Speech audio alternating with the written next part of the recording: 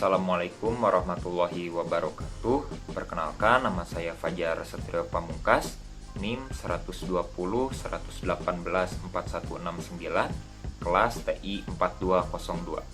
Pada rangkaian video ini saya akan menjelaskan pembahasan soal ujian akhir semester mata kuliah Statistika Industri. Selamat menyaksikan. Baik, pada video ini saya akan menjelaskan soal nomor 1 dengan materi tentang one way ANOVA. Berikut merupakan soalnya, bisa kita lihat bersama-sama. Tujuan dari soal ini yaitu kita harus menentukan apakah menolak atau tidak menolak klaim bahwa tidak ada perbedaan yang nyata dalam populasi untuk keuntungan tahunan per karyawan di masing-masing dari ketiga jenis perusahaan tersebut dengan menggunakan tingkat signifikansi 5%. Langkah pertama itu kita harus menentukan hipotesisnya terlebih dahulu. Untuk H0 dikarenakan mu1 sama dengan mu2 sama dengan mu3, maka tidak ada perbedaan yang nyata dalam populasi untuk keuntungan tahunan per karyawan di masing-masing dari ketiga jenis perusahaan.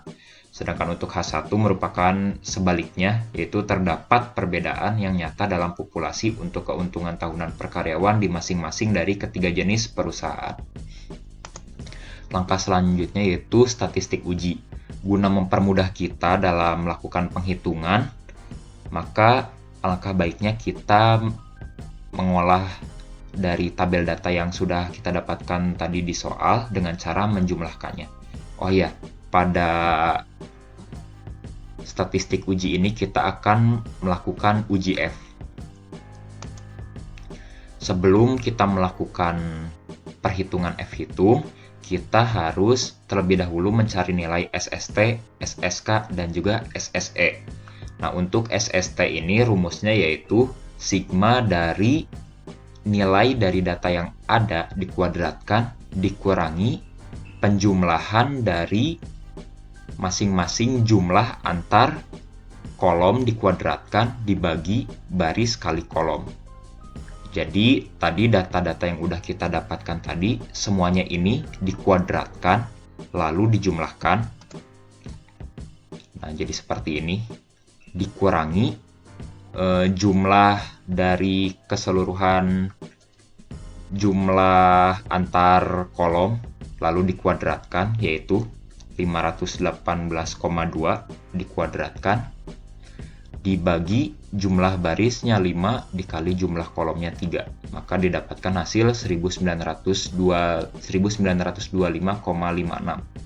Lalu untuk SSK-nya kita bisa menggunakan rumus sigma dari masing-masing jumlah antar kolom dikuadratkan dibagi jumlah baris dikurangi penjumlahan dari masing-masing jumlah kolom dikuadratkan dibagi jumlah baris kali jumlah kolom.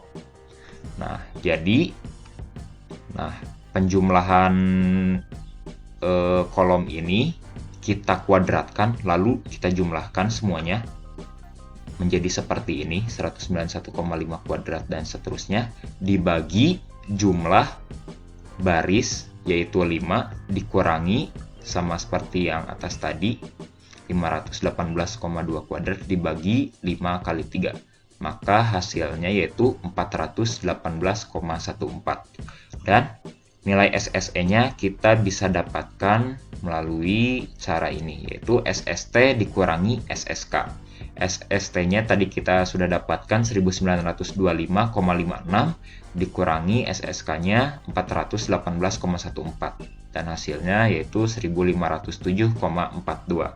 Setelah itu kita masukkan ke tabel ini untuk mempermudah kita dalam perhitungan F hitung. Jadi terdapat 3 sumber variansi yaitu perlakuan, error, dan total. Lalu kita masukkan nilai SS-nya. Untuk nilai SS dari perlakuan yaitu sama dengan SSK. SSK-nya tadi sudah kita dapatkan yaitu 418,14. Untuk nilai SS dari error yaitu sama dengan SSE.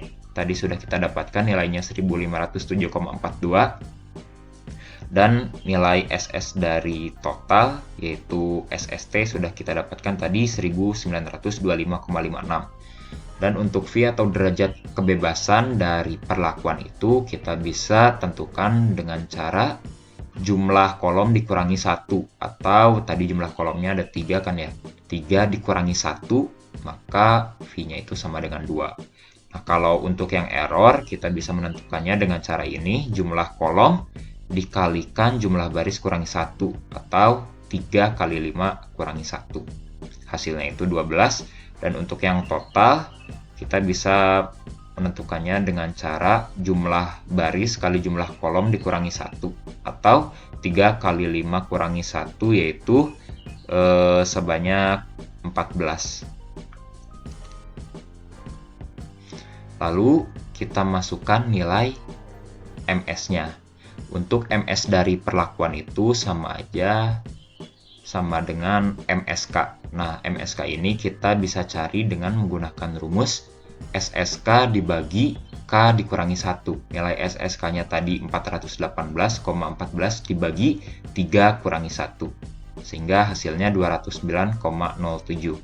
Nah, lalu untuk nilai MS dari error ini itu sama dengan MSE, bisa didapatkan melalui rumus SSE dibagi K dikalikan N-1, atau kita masukkan nilainya 1507,42 dibagi 3 kali 5 min 1, hasilnya 125,62.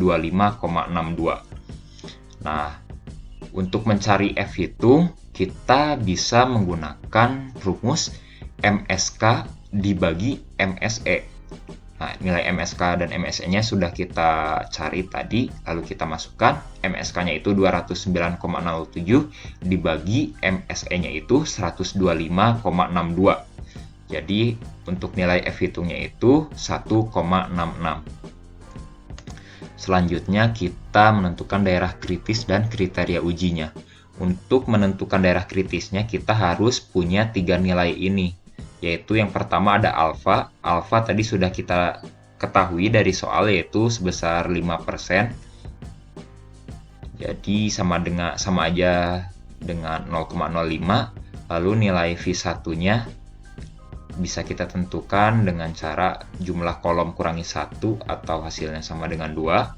Dan V2-nya bisa kita tentukan dengan cara jumlah kolom dikalikan jumlah baris kurangi 1, atau hasilnya sama dengan 12. Lalu kita lihat ke tabel uji F ini. Nah, di sini merupakan tabel untuk yang nilai alfanya 0,05 ya. Lalu kita tentukan nilai V1 dan V2-nya. V1-nya sudah kita dapatkan tadi sama dengan 2, dan V2-nya sudah kita dapatkan tadi sama dengan 12. Lalu kita cocokkan antara V1 dan V2-nya. Didapatkan hasil sebesar 3,89. Jadi F tabelnya itu sama dengan 3,89. Dan untuk kriteria ujinya, kita akan menolak H0 apabila nilai F hitungnya lebih besar dari F tabel. Maka kita sudah dapat simpulkan bahwa kita harus menerima H0 karena F hitungnya itu kurang dari F tabel, atau tadi sudah kita dapatkan nilai F hitungnya itu 1,66, ternyata lebih kecil dari F tabelnya yang sudah kita dapatkan tadi 3,89. Maka bisa kita simpulkan bahwa tidak ada perbedaan yang nyata dalam populasi untuk keuntungan tahunan per karyawan di masing-masing dari ketiga jenis perusahaan tersebut. Baik, sekian merupakan penjelasan jawaban soal nomor 1. Untuk pembahasan soal-soal yang lainnya bisa dilihat di video yang lainnya. Baik, terima kasih. Wassalamualaikum warahmatullahi wabarakatuh.